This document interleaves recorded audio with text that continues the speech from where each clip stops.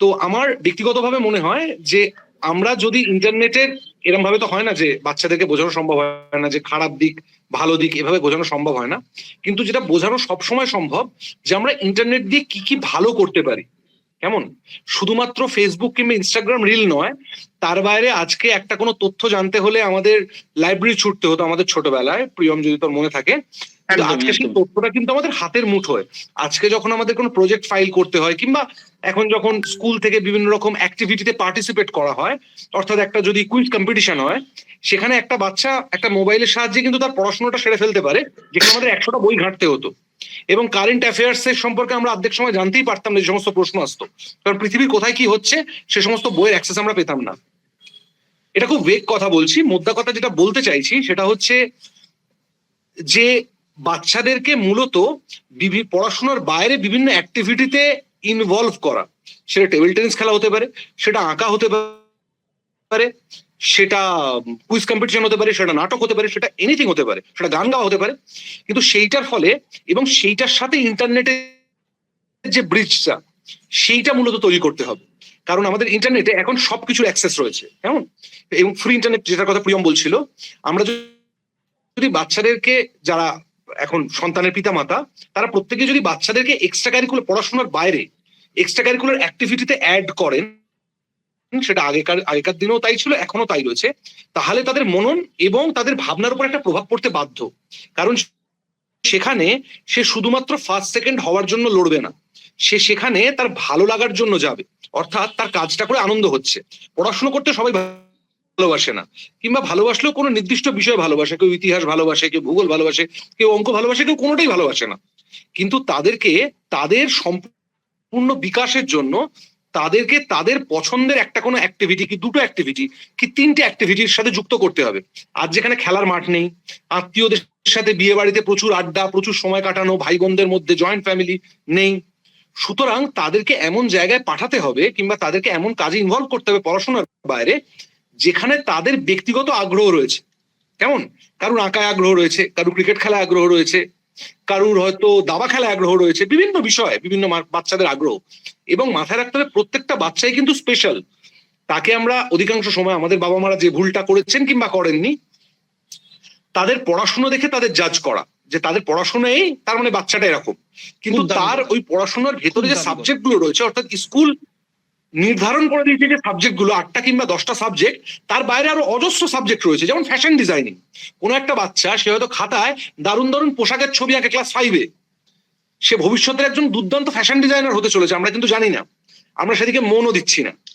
আমাদের লক্ষ্য হবে যে তাদের কোন কোন বিষয় আগ্রহ রয়েছে। অথচ ফ্যাশন ডিজাইনিংটা তার ক্লাস 5-এর সিলেবাসে নেই বলে আমরা ধরেই নিচ্ছি যে তার মানে এটা মানে সময় নষ্ট করছে।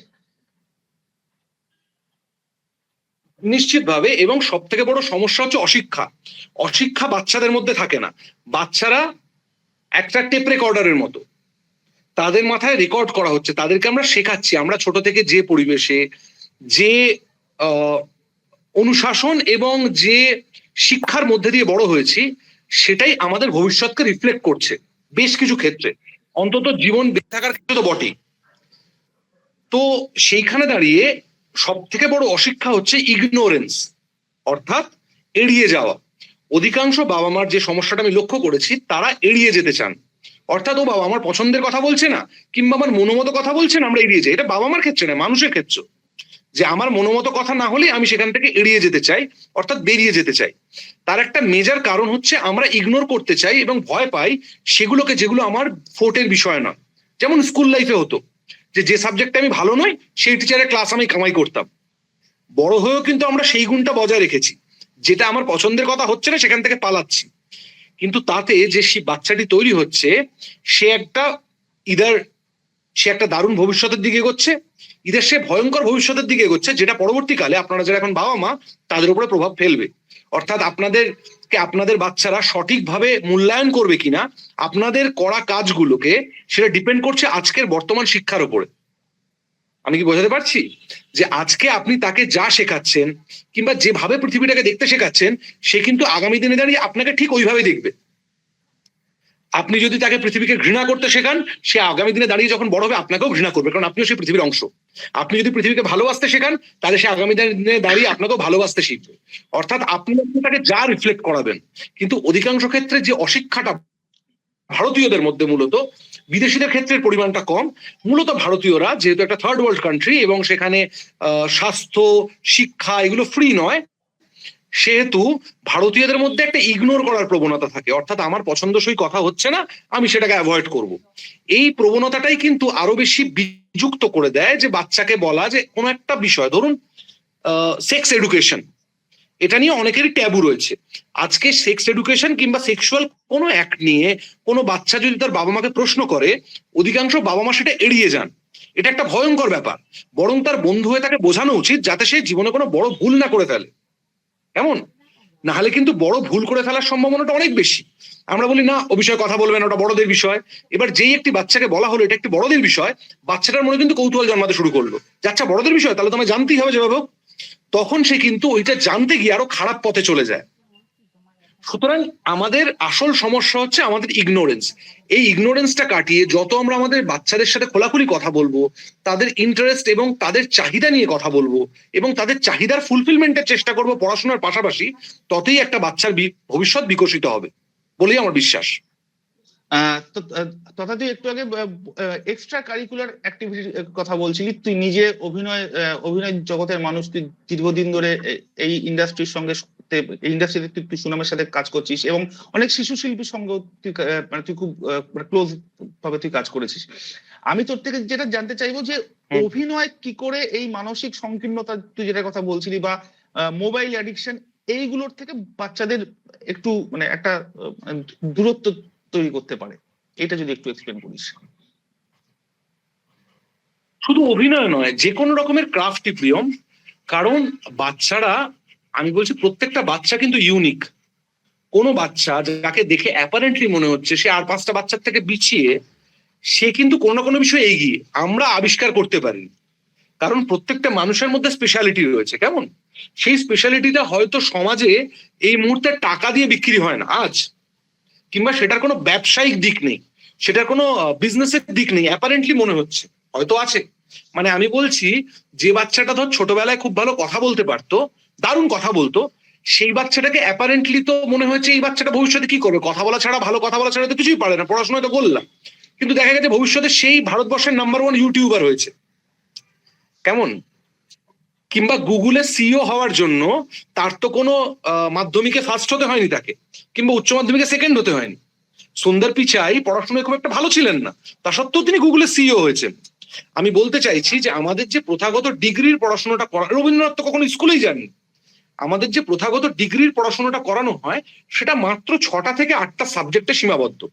তার বাইরে অভিনয়, গান, বিভিন্ন রকমের খেলাধুলো, বিভিন্ন রকমের ইনডোর অ্যাক্টিভিটি, অনেক বিষয় রয়েছে যাতে প্রত্যেকটা বাচ্চাই, আমার বিশ্বাস, যে কোনো না কোনোটাতে তার স্পেশালাইজেশন রয়েছে, ইনবর্ন, জন্মলগ্নেই। কিন্তু আমরা সেটা আবিষ্কার করতে পারি না। সেটা বাবা মা হিসেবে আমাদের অক্ষমতা যে আমরা জানি না যে এইটা ঘটছে, যে তার মধ্যে এইটার ইন্টারেস্ট রয়েছে। বাবা মা হিসেবে আমাদের আবিষ্কার করতে হবে যে তার কিসে ইন্টারেস্ট রয়েছে এবং সেই ইন্টারেস্টটাতে ইন্ধন দিতে হবে, উৎসাহ দিতে হবে, যাতে সে সেটা নিয়ে বাঁচে, সেটা নিয়ে সে ব্রিথ করে। আগামী দিনে হয়তো সেটাতেই সে শ্রেষ্ঠ হয়ে উঠবে। এবং স্বাভাবিকভাবেই তার ভালোবাসার জিনিসটা যদি তার কাছে এনে দেওয়া হয়, মোবাইলের এই লাইক বাটনে যে কিছু নেই সেটা বুঝতে তার বেশি সময় লাগবে না। ধর একজন ক্রিকেটার হতে চায়, কি একজন হকি প্লেয়ার হতে চায়, সে কিন্তু জানবে যে তার মূল্যায়নটা ওই মাঠেই হবে। ফেসবুকে তার ছবি দেখে, তার লুকস দেখে যত লোকই প্রেস করুক না কেন, খেলার মাঠে যদি সে খেলতে না পারে তার কোনো ভ্যালু নেই। একদমই। মানে একটি ছেলে যদি সকালবেলা প্রত্যেকদিন ক্রিকেট প্র্যাকটিস, হকি প্র্যাকটিস কিংবা ফুটবল প্র্যাকটিসে যায়, সে যদি প্র্যাকটিস গুলোতে যায়, খেলার মাঠে যদি যায়, সে বুঝতে পারবে মাঠে তার কি ফলাফল তাকে করতে হচ্ছে। তার সাথে ফেসবুক, ইনস্টাগ্রামে লাইকের কোনো সম্পর্ক নেই, ফেসবুকে রিল বানানোতে কোনো সম্পর্ক নেই। এটা সে দুদিনেই বুঝতে পারবে যে তাকে পারফর্ম করতে হবে, জীবনেও পারফর্ম করতে হবে, মাঠেও পারফর্ম করতে হবে। সে যেটা পারে সেই বিষয়ে তাকে পারফর্ম করতে হবে। এই সত্যিটা যত তাড়াতাড়ি আমরা তাকে পরিচয় করাতে পারবো বাবা মা হিসেবে, তত আমাদের সুবিধা। এবার প্রশ্ন হচ্ছে বাবা মা হিসেবে কিভাবে পরিচয় করাবো। তার ক্ষেত্রে তাকে ফেলে দিয়ে, অর্থাৎ তার ক্ষেত্র কোনটা, তার লাইকিংসটা, সেটা দাবা খেলা হতে পারে, সেটা টেবিল টেনিস খেলা হতে পারে, সেটা ব্যাডমিন্টন খেলা হতে পারে, অর্থাৎ রিয়েলিটি চেক বা আঁকা হতে পারে। আজ একটি বাচ্চা, আমরা ছোটবেলায়, আমি আমার ছোটবেলায় বলছি, আমি 5-6টা জিনিস একসাথে শিখতাম। আমি 4টে লাইব্রেরি একসাথে মেম্বার ছিলাম। তো আমার পয়েন্টটা হচ্ছে এই 5-6টা জিনিস শেখাতে অধিকাংশ জিনিস আমি পারিনি, কিন্তু একটা জিনিস পেরেছি। আমি গান শিখতাম, আমি টেবিল টেনিস শিখতাম, আমি আঁকা শিখতাম, আমি অভিনয় থিয়েটার করতাম, আমি ক্রিকেট শিখতাম। 5টা জিনিস শিখতাম, কিন্তু এই 5টার মধ্যে একটাতে আমি স্টিক করে গেছি, সেটা হচ্ছে অভিনয়। বাকিগুলোতে আমি স্টিক করিনি, কিন্তু ওই 5 রকম করেছিলাম বলেই না আমি জানতাম যে আমি অভিনয়টা করতে পারি। একদমই তাই, বুঝতে পারলাম? ওই একদমই 5টা তাই। জিনিস যদি নাই ট্রাই করতাম, যদি শুধু আঁকাতে গিয়ে দেখলাম আঁকাতে আমি ফেলিয়ার। কিন্তু হ্যাঁ, ওই জিনিসগুলো আমার শিখিয়েছিল কি, যখন আমি আঁকা স্কুলে ভর্তি হয়েছিলাম, আমাকে আঁকার কম্পিটিশনে যেতে হয়েছিল, আমাকে রিয়েলিটি চেকে আসতে হয়েছিল যে আমার প্র্যাকটিক্যাল ফিল্ডে আঁকতে হবে।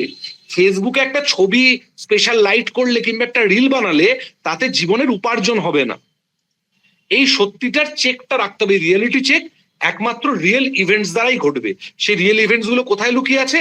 আপনার শিশুর, আপনার সন্তানের যেগুলোতে আগ্রহ আছে সেই ইভেন্ট গুলোতে, সেটা স্কুল নয়। কারণ স্কুলে সে দেখছে তার মতো আরো 40টা বাচ্চা একই সাথে পড়ছে, যাদের অনেকের পড়াশোনাতে ইন্টারেস্ট আছে, অনেকের আবার নেই।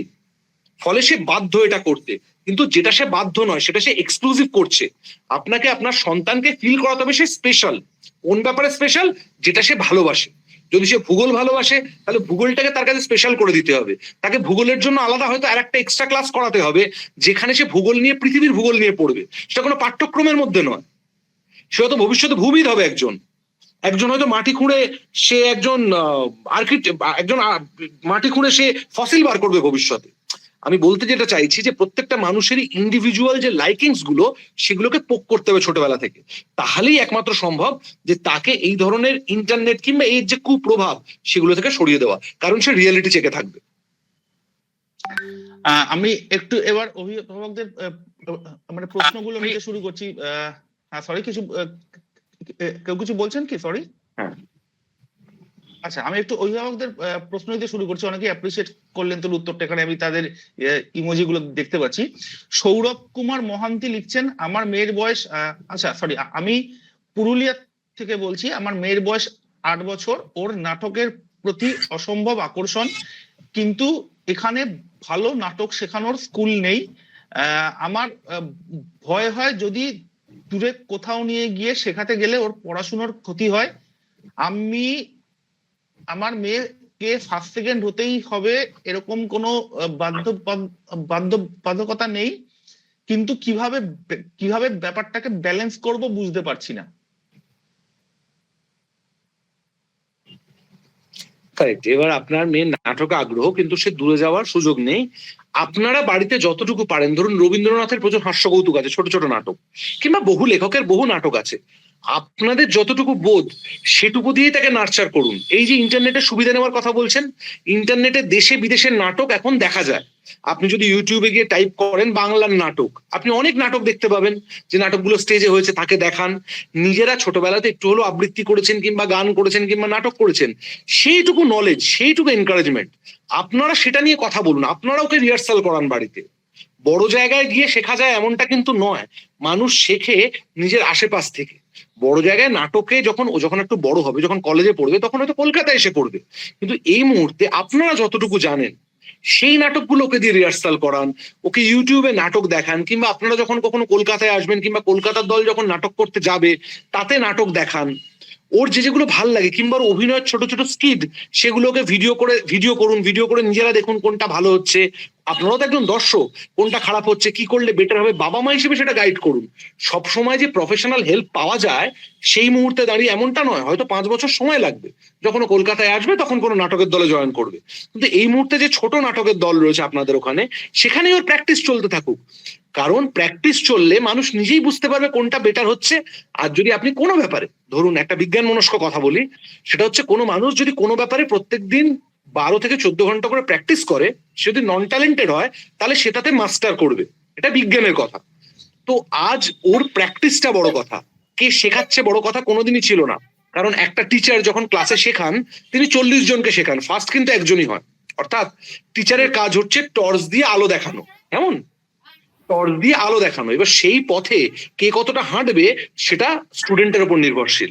সুতরাং আপনারা ওকে গাইড করুন, আপনারা বলুন এই নাচটা নাচো, এই কবিতাটা বলো, কিংবা এই রবীন্দ্রনাথের নাটকটা মুখস্থ করে নিজে অভিনয় করে আমাদের শোনাও তো দেখি, কিংবা এই আমাদের ডিএল রায়ের এই নাটকটা একটু মুখস্থ করে শোনাও দেখি। বিভিন্ন নাট্যকারদের নাটক যেটা আপনাদের কাছে অ্যাক্সেস রয়েছে, এই ছোট মনোজ মিত্রের এই ছোট নাটকটা অভিনয় করে আমাদের দেখাবে আজকে তুমি। ও হয়তো ওর পাড়ার বন্ধু বান্ধবদের নিয়ে আপনাদের নাটক করলো একটা। এইভাবে প্র্যাকটিস করতে থাকলেই কিন্তু ওর ওরিয়েন্টেশনটা আরো ছড়াবে এবং ও বুঝতে পারবে যে এই কাজটাও করে যেতে চায় কিনা। সম্রাট চন্দ দমদম থেকে লিখছেন যে আমার ছেলের গল্পের বইয়ের নেশা এবং ও নাটক জোরে জোরে নানা রকম সুরে সুরে উচ্চারণ করে অভিনয় করে পড়তে চায়, ওকে কি থিয়েটারের দিকে উৎসাহিত করা উচিত? একদমই করা উচিত, এবং গল্পের বই যখন এত পড়ে ওর তার মানে লেখালেখির প্রতিও আগ্রহ জন্মাবে। ওকে নিজেকে ছোট ছোট গল্প লিখতে বলুন, বিভিন্ন ম্যাগাজিনে পাঠাতে বলুন।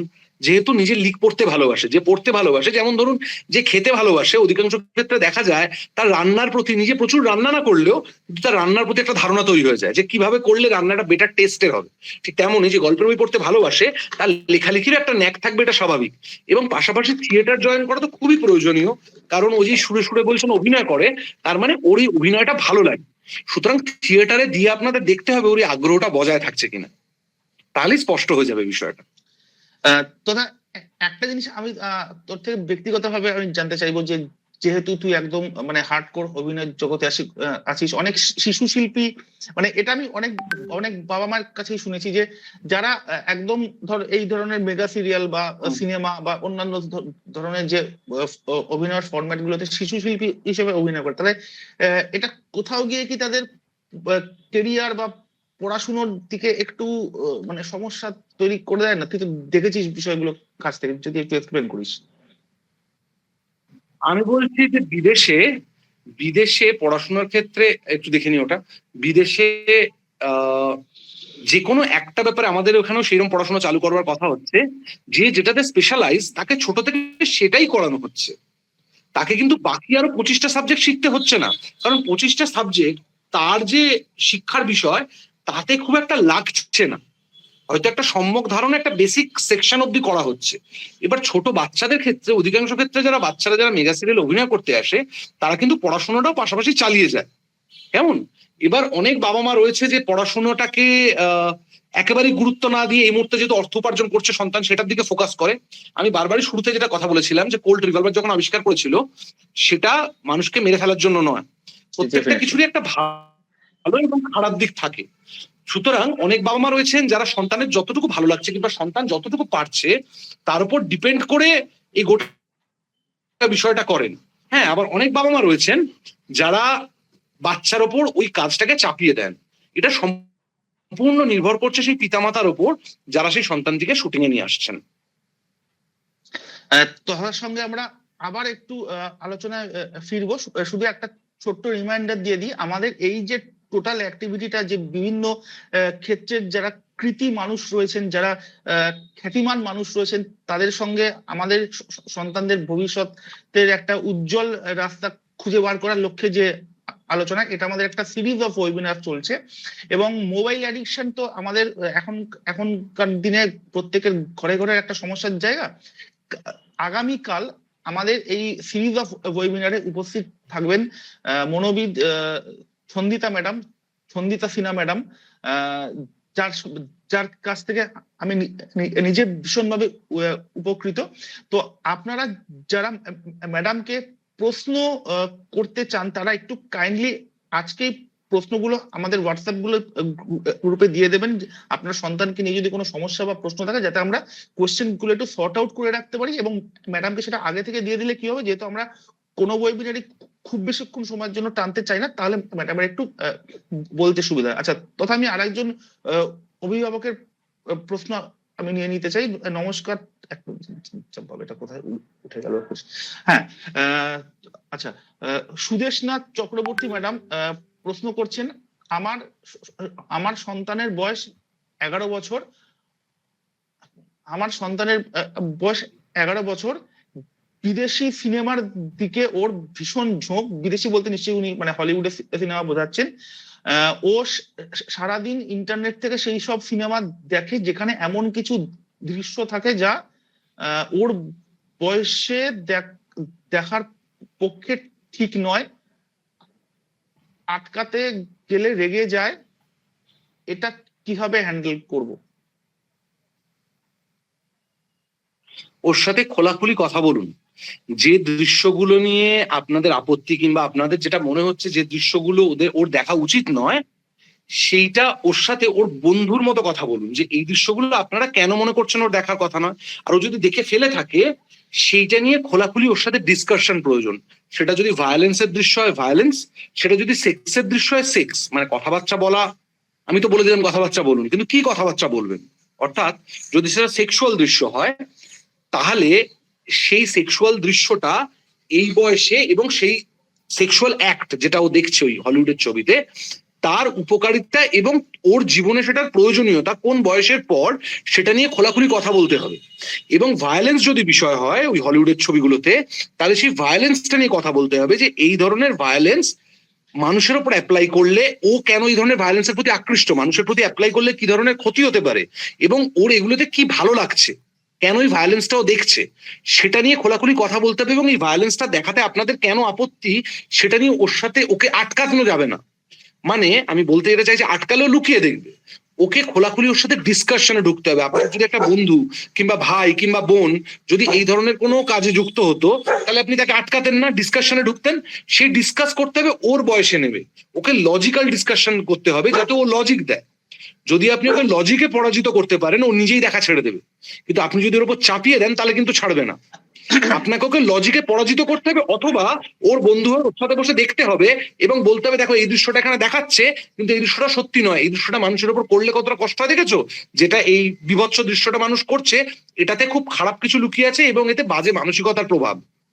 আপনাকেও বসে ওর সাথে দেখতে হবে এবং ওকে বোঝাতে হবে যে কেন এই দৃশ্যগুলো আপনি ওকে দেখতে দিতে চাইছেন না, লজিক্যালি, জাস্ট র্যান্ডম নয়, লজিক্যালি বোঝাতে হবে। এবং আমি বারবারই বলছি যদি সেটা সেক্সুয়াল দৃশ্য হয় তাহলে সেটা নিয়ে নর্মালাইজ করে খোলাখুলি কথা বলতে হবে যে এই ধরনের সিনেমা কি প্রভাব ফেলতে পারে ওর মাথায়, সেটা ওকে বোঝাতে হবে। আপনারা আত্মীয় স্বজনরা মিলে আলোচনা করলে হবে না, আলাদা ঘরে বসে ওর সাথে আলোচনাটায় ওকে ইনভলভ করে বোঝাতে হবে যে এই বয়সের তো এটা কাজ নয়, এই বয়সে তো এগুলো মানুষ করে না, তাই তোমাকে দেখতে বারণ করছি।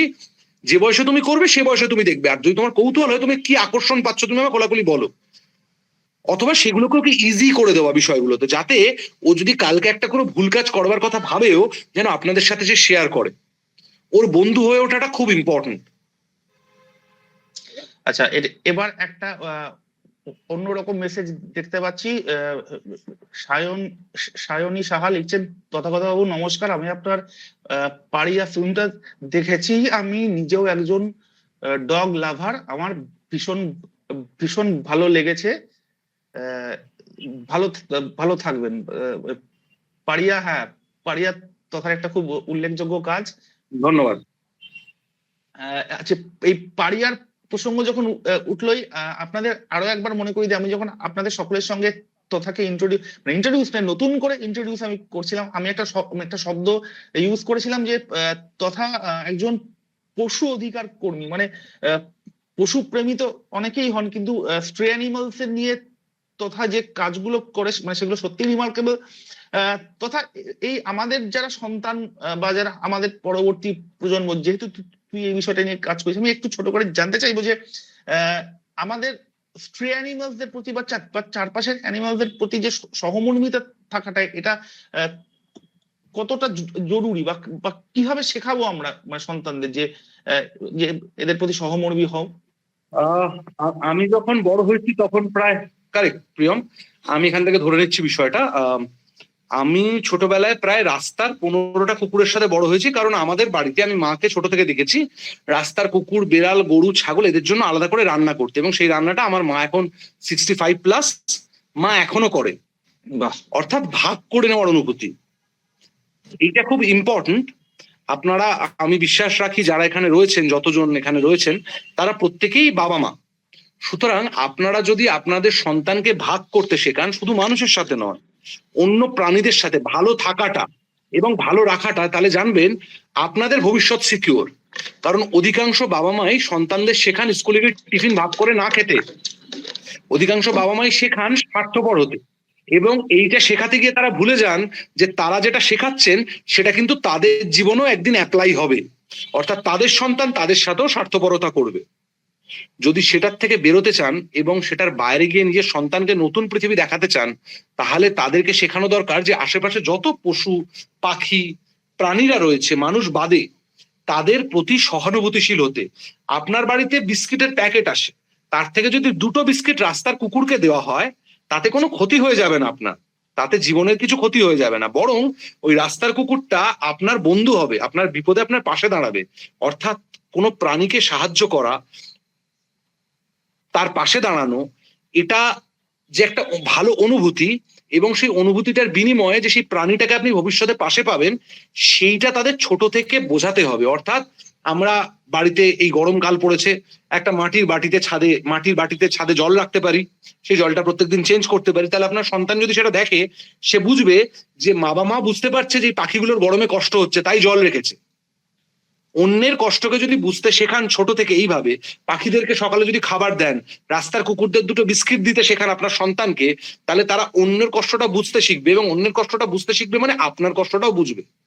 আর যদি অন্যের কষ্ট বুঝতে না শেখে, আপনি যতই বাবা মা হন, যতই মানুষ করুন, যতই সন্তানকে বোঝান যে বুড়ো বয়সে আমায় দেখতে হবে, তারা কিন্তু দেখবে না। কারণ অধিকাংশ ক্ষেত্রে দেখা গেছে কৃতি ছাত্রছাত্রী অথচ চূড়ান্ত স্বার্থপর বাবা মাকে দেখে না। তার কারণ তারা সহানুভূতিশীল নয়, তারা অনুভূতিশীল নয়, তাদের কোনো এমপ্যাথি নেই, সিম্প্যাথি নেই। কেমন বিদেশে দেখবেন বাচ্চা যখন জন্মায় ওরা কুকুর কিনে আনে, কুকুরের সাথে বাচ্চাকে বড় করে, অর্থাৎ তারা ছোট থেকে ভাগ করে নিতে শেখায় যে ভাই ওটা ও অন্য প্রাণী, ও মানুষ নয়, কিন্তু ওর সাথে তুমি তোমার খাবার ভাগ করছো, তোমার বিছানা ভাগ করছো, তোমার ঘুরতে যাওয়া ভাগ করছো, সবটা ভাগ করছো। এইটা কিন্তু বিদেশে ছোট থেকে শেখায়, আর আমাদের এখানে উল্টো শেখায়। তাই আমাদের দেশ পিছিয়ে আছে। আমাদের দেশে বাবা মাদের বৃদ্ধাশ্রমে পাঠাতে হয়, অন্য দেশে বাবা মারা 18 বছর পর ছেলেদের বলে দূরে যাও, তুমি আলাদা থাকো, নিজে ইন্ডিপেন্ডেন্ট থাকো, এবং তার ছেলেরা দূরে থেকেও তাদেরকে দেখে, বাবা মাকে টাকা পয়সা দিয়ে বিপদ আপদে সাহায্য করে। আর আমাদের বাড়ির ছেলে মেয়েরা বাবা মার সাথে থেকেও তাকে হেল্প করে না। তার কারণ তাদের শিক্ষাতে কোথাও গলদ থেকে যায়, সেই শিক্ষার গলদটা হচ্ছে স্বার্থপরতার গলদ। আপনারা যত স্বার্থপর হবেন আপনাদের সন্তান তত স্বার্থপর হবে, এবং ভবিষ্যতে আপনারা যত স্বার্থপর শেখাবেন ঠিক ততটা স্বার্থপরতাই আপনাদের উপর অ্যাপ্লাই করবে। মালবিকা সামন্ত মাঝি লিখছেন এক্স্যাক্টলি। হ্যাঁ, আচ্ছা, সোনালী ম্যাডাম, আপনি একটা হ্যান্ড রেজ করেছিলেন, আপনার যদি কোনো প্রশ্ন থাকে আপনি বলতে পারেন। সোনালী, আপনার সারনেমটা এখানে দেখা যাচ্ছে না। এনিওয়ে, তথা অত্যন্ত ব্যস্ত মানুষ তুই, তথা তাও তোর বিজি স্কেডিউলের মধ্যে থেকে। আচ্ছা, হ্যাঁ ম্যাডাম বলুন, কি বলতে চাইছেন বলুন। হ্যাঁ, সরি, হ্যাঁ স্যার, শিখা সাহাম ম্যাডাম বলুন। আমার ছেলের বয়স 13 বছর। তার ফোনের প্রতি খুবই আসক্ত, ফোন ছাড়া থাকতেই পারে না। মানে পড়াশোনাতে একটুও মন নেই, রেজাল্ট খারাপ হচ্ছে, ওকে বললে ও রাখছে, কিছুক্ষণ পর আবার চেয়ে নিচ্ছে, মানে ফোন ছাড়া সে থাকতেই পারছে না। এই মতো অবস্থা আমি কি করব? এই বিষয়টা, এটা তো পিওর মোবাইল ফোনে আপনাকে আপনাকে যেটা করতে হবে সেটা হচ্ছে আপনার সন্তান ফোনে কি করছে সেটা আপনাকে জানতে হবে এবং সেটা নিয়ে ডিসকাস করতে হবে, এবং যেরকম একটা বড় মানুষের সাথে সেটা থেকে কি কি ক্ষতি হয় সেটা আলোচনা হয়, সে আলোচনাটা করতে হবে। দরকার হলে একটু অভিনয় করে ও মোবাইলে যেটা দেখে ওর সাথে বসে সেটা দেখতে হবে, দেখে বলতে হবে যে এটা তুই সময় করে দেখ একটা নির্দিষ্ট সময় ধরে, তারপর বাকি সময়টা পর, তারপর আবার দেখ। না হলে তুই যদি পড়াশোনায় ক্ষতি না করিস, পড়াশোনায় যদি উন্নতি না করিস, তো পড়াশোনায় যদি ক্ষতি হয়ে যায় তাহলে এই মোবাইলটা মেনটেন করার ক্ষমতা তোর থাকবে না। আমরা বাবা মা আছি, এতদিন দিচ্ছি, কিন্তু একটা সময় পর তো আমরা বাবা মা থাকবো না, তখন তো তোকে তোর মোবাইলের খরচাটা নিজেই চালাতে হবে। মানে আমি বলছি ওর সাথে বন্ধুত্ব করতে, বারবার বলছি আপনার সন্তানকে আমি বোঝাই কি কোনো কাউন্সিলর বোঝাক কি কোনো সাইকিয়াট্রিস্ট বোঝাক, কেউই সমাধান করতে পারবে না যতক্ষণ না আপনি আপনার সন্তানের বন্ধু হচ্ছেন। কেমন সে যে বয়সে সিগারেট খাচ্ছে, সেই সিগারেটটা যেন আপনার সামনে লুকিয়ে, ওই ফেক সম্মানের কোনো ভ্যালু নেই যে আমার ছেলে তো আমার সামনে লুকিয়ে সিগারেট খায়। একদমই। আপনার সামনে সিগারেট খাক, কিন্তু সেই সিগারেটের মাপটা নিয়ে যেন আপনি আলোচনা করতে পারেন, সেই সিগারেটটা নিয়ে যেন আপনি আলোচনা করতে পারেন। আপনাকে লুকিয়ে 200টা সিগারেট খেলো আর আপনি ভাবলেন আপনার সন্তান কি ভালো আপনার সামনে সিগারেট খায় না, সেটা কোনো বড় ব্যাপার নয় আজকের পৃথিবীতে। আজকের পৃথিবীতে এটা বড় ব্যাপার যে আপনার সন্তান সিগারেট খায়, আপনি বন্ধুর মতো তার সিগারেটের বাক্সটা কেড়ে বলতে পারেন যে দিনে 5টার বেশি সিগারেট খাবি না, তাহলে বাড়িতে খেতে দেবো। এইটা প্রয়োজন, কারণ সিগারেট খাবেই। যে সিগারেটটা খাবে, আমি এই সিগারেটটা একটা এক্সাম্পল হিসেবে বলছি, যে সিগারেটটা খাবেই তার কাছ থেকে সিগারেটটা কেড়ে নেওয়া সমাধান না, কারণ তাহলে সে লুকিয়ে সিগারেট খাবে। লাইকা, তাহলে সে লুকিয়ে সিগারেট খাবে, কেমন? তাই আর খেলাও দেখে, খেলাও প্রচুর দেখে। কারেক্ট। এবার তাহলে ওকে বলুন, যদিও খেলা দেখে, ওর যদি কোনো স্পেসিফিক খেলার প্রতি আকর্ষণ থাকে, সেই খেলা তোকে ভর্তি করে দিন। বলুন যদি খেলোয়াড় হয় তাহলে, কারণ তুই যদি পড়াশোনা না করতে চাস তোর জীবিকাটা কি হবে, তোর উপার্জন তুই কিভাবে করবি ভাবছিস, সেটা ওর সাথে আমি বারবার বলছি বন্ধুর মতো কথা বলুন, যে আজকে আমরা বাবা মা আছি, আজকে টাকা পয়সা তো বাবা রোজগার করছে কি আমি রোজগার করছি, তোর সংসার চলছে, কালকে তো আমরা থাকবো না, তুই কিভাবে, তুই যদি কোনো খেলতে চাস বল, আমি সেখানে ভর্তি করে দিচ্ছি। তুই কিভাবে উপার্জন করবি ভাবছিস, কারণ যদি তুই মোবাইলে সবসময় থাকিস তো তুই উপার্জনের রাস্তা বন্ধ, কারণ মোবাইল করার জন্য তো কেউ টাকা দেয় না। সেটা তাকে বুঝিয়ে বলতে হবে বন্ধুর মতো, এবং কি করতে তার ভালো লাগে সেইটাকে এনকারেজ করতে হবে। যদি ও ফুটবল দেখে তাহলে ওর ফুটবল ইন্টারেস্ট আছে, ওকে ফুটবলে ভর্তি করে দিন, ফুটবল নিয়ে ওর কেরিয়ার হবে। বুঝতে পারছি, মোবাইলের দেখা মানেই হ্যাঁ হ্যাঁ কি ক্রিকেট বেশি দেখে, ক্রিকেট বেশি দেখে, তাহলে ক্রিকেটে ভর্তি করে দিন। হ্যাঁ, তাহলে সেটা ক্রিকেটে ভর্তি করতে হবে। ক্রিকেট বেশি দেখে মানে যে শুধুমাত্র ক্রিকেটার হতে চায় সেটা না, হয়তো স্পোর্টস জার্নালিস্ট হতে চায়, সেটাও হতে পারে, কিন্তু ওর ইন্টারেস্টটা কি সেটা বোধহয় ফাইন্ড আউট করা দরকার আমার ধারণা তথা এটা আইডেন্টিফাই করতে হবে। আইডেন্টিফাই করতে হবে, আমাদের আইডেন্টিফাই করতে হবে। মালবিকা ম্যাডাম মানে হ্যান্ড রেজ করেছেন, আপনার যদি কোনো প্রশ্ন থাকে তো বলতে পারেন। হ্যাঁ স্যার, নমস্কার স্যার, আপনাদের দুজনকেই খুব সুন্দর আলোচনা করে দিচ্ছেন, আমাদের খুবই সুবিধা হচ্ছে। আমার ছেলের বয়স 6 বছর, তো ও আঁকতে খুব ভালোবাসে, মানে সবসময় যখনই স্কুল থেকে আসার পরেও মানে জামা প্যান্ট ছাড়ার আগেই খাতা পেন নিয়ে বা খাতা পেন্সিল নিয়ে বসে যায়। তো ও ড্রয়িং এ যায়, ওকে দিয়েছি 4 বছর বয়স থেকে ড্রয়িং এ যাচ্ছে। তো সমস্যা হচ্ছে কি, স্যার যেটা দিচ্ছেন ও সেটা করবে না, মানে ওর নিজের মতো করে আঁকতে ভালোবাসে। মানে ওর হয়তো নার্সারির এক্সাম আছে, যেটা দিয়েছেন স্যার ও বলছে আমার ওটা ভালো লাগছে না, মানে নিজের মতো কার্টুন আঁকছে বা গাছ আঁকছে, মানে সেটা নিজের মন থেকে আঁকছে। তো এরকম অবস্থা আমি কি করলে ভালো হবে, যে তাহলে কি স্যারটা বন্ধ করে দেবো, পছন্দ মতো আঁকবে, বা এটাও ঠিক বুঝতে পারছি না যে কিভাবে ওকে কোথায় দিলে ভালো হবে, যে ও পারবে কিভাবে, মানে এটা নিয়ে একটু যদি কিছু বলতেন। প্রথমত আমার ধারণা স্যারটা চেঞ্জ করতে হবে, বন্ধ করে দিতে হবে না। কারণ আমার যেটা মনে হচ্ছে সেটা ওর সাথে কথা বললে আপনারা বেটার বুঝবেন, যে স্যারের আঁকাটাও আঁকছে না কেন। আমি এখান থেকে ধরে নিচ্ছি যে স্যারের যে আঁকাগুলো দিচ্ছে স্যার সেগুলো পছন্দ হচ্ছে না, এমন, কিংবা স্যার যেভাবে আঁকা শেখাচ্ছেন কিংবা স্যার যে বিষয়গুলো আঁকছেন সেগুলোর পছন্দ না। তার মানে ওকে চেঞ্জ করতে হবে, কিংবা আঁকা বন্ধ করতে হবে না, স্যারকে চেঞ্জ করতে হবে। কারণ মাস্টারের ভালো গুণ হচ্ছে, এটা মাথায় রাখবেন, সবাইকে বলছি যারা শুনছেন, টিচারের সব থেকে ভালো গুণ হচ্ছে যে টিচার ছাত্রের ইন্টারেস্ট তৈরি করবে সাবজেক্টে, তবেই সে টিচার। টিচার পড়া দিল, ছাত্র গিয়ে পড়া করে মুখস্থ করে বলে দিল, সেটাকে টিচারই বলে না। যার যে বিষয়ে আগ্রহ নেই সে বিষয়ে যে টিচার আগ্রহ তৈরি করতে পারে এবং ভালোবাসা তৈরি করতে পারেন, সেই হচ্ছে প্রকৃত টিচার। তার মানে আপনাকে টিচারটা চেঞ্জ করতে হবে, যিনি টিচার তিনি অত্যন্ত খারাপ, অন্তত ওর জন্য। যেমন প্রত্যেকটা ডাক্তার আমাকে স্যুট করে না, কিংবা আপনাদেরকে স্যুট করে না, কোনো ডাক্তারের যে আছে ওষুধ খেয়ে আমরা ভালো হই, কোনো ডাক্তারের কাছে ভালো হই না, ঠিক তেমনই এটা টিচারটাকে চেঞ্জ করার প্রয়োজন। কারণ টিচারটাকে ওর পছন্দ নয়, টিচার যে আঁকাগুলো দেয় সেগুলোর পছন্দ নয়, ওর এমন একজন টিচার দরকার যার কোনো নিয়ম নেই, যেটা ভালো লাগবে সেটাই আঁকবে। সেইরকম একজন ভালো টিচার দরকার, যে ওকে আঁকার প্রতি ইন্টারেস্ট আরো বাড়াতে পারবে। মানে স্যার তো গতানুগতিক দিচ্ছেন, গতানুগতিক যখন হচ্ছে, যেই ফেসটা হয়তো স্যার একটা দিলেন, ও এমনি ফেস সুন্দর আঁকতে পারে, কিন্তু স্যার যেটা দিচ্ছেন একদমই তার থেকে হয়তো ইজি, কিন্তু ও সেটা করছে না, মানে সেটা খুব বাজে ভাবে করছে, মানে এদিকে হচ্ছে তার মানে ওটা পছন্দ করছে। তার মানে যিনি ওর আঁকা শিক্ষক তিনি শুধু পছন্দ না, আঁকা শিক্ষকের আঁকা শেখানোর প্রসেসেও কোথাও গন্ডগোল আছে, যেখানে বাচ্চাটির আগ্রহটা তৈরি হচ্ছে না। এই আঁকা শিক্ষক যে আঁকাটা দিচ্ছেন, একজন টিচারের প্রাথমিক কাজ হচ্ছে তিনি যে বিষয় শেখাচ্ছেন সেই বিষয়ে আগ্রহ তৈরি করা। হ্যাঁ স্যার, অনেক ধন্যবাদ স্যার। তথা তোকে অনেক ধন্যবাদ। তোকে আমি আধ ঘন্টার জন্য মানে সবাই চেয়ে নিয়ে মানে প্রায় 45 মিনিট চলছে আমাদের আলোচনা, এবং যারা যে আমি এখানে দেখতে পাচ্ছি সংখ্যাটা এই মুহূর্তে 63, যে 63 জন বা এর আগে একটু বেশি ছিল, যারা এটা ইয়ে করলেন, অ্যাটেন্ড করলেন আমাদের গুগল মিট, আমাদের Facebook page, YouTube channel, Instagram handle, সমস্ত জায়গায় যেখানে যেখানে এটা স্ট্রিম হচ্ছে, তাদের সবাইকে ধন্যবাদ। বিশেষ করে তথাকে তো আরো ধন্যবাদ যে তুই এটা এই ইনিশিয়েটিভটা আমাদের সঙ্গে থাকলি। খুব ভালো থাকিস তথা গুড নাইট। গুড নাইট, আপনাদের সবাইকে ধন্যবাদ, ভালো থাকবেন।